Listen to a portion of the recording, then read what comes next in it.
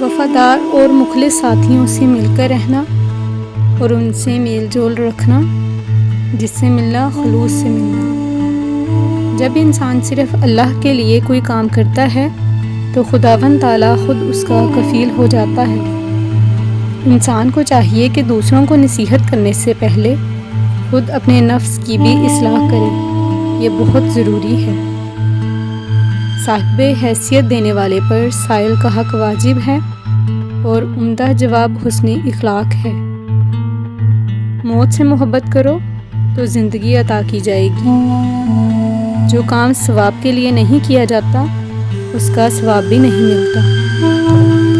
جو امر پیش آنا ہے وہ نزدیک ہے، لیکن موت اس سے بھی نزدیک ہے۔ امیر آدمی اگر بخشش کرے تو یہ اچھی چیز ہے، لیکن محتاج آدمی اگر بخشش کرے تو بہت ہی اچھی چیز ہے۔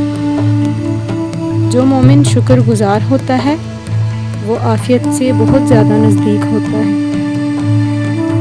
اخلاق یہ ہے کہ اعمال کا عوض نہ چاہے، دنیا کو آخرت کے لیے اور آخرت کو اللہ تعالیٰ کے لیے چھوڑ دے۔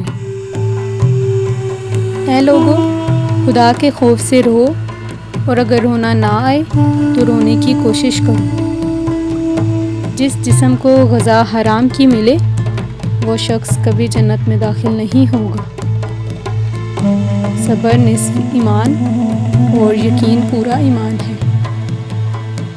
زمانے کی گردش اگرچہ عجیب امر ہے، لیکن اس سے غفلت عجیب تر ہے۔ مردوں سے شرم کرنا اچھی بات ہے، مگر عورتوں سے شرم کرنا تو بہت ہی اچھی بات ہے۔ جس چیز کے کرنے سے اللہ تعالیٰ نے اپنی رحمت کا وعدہ فرمایا ہے اس کے کرنے میں جلدی کرو۔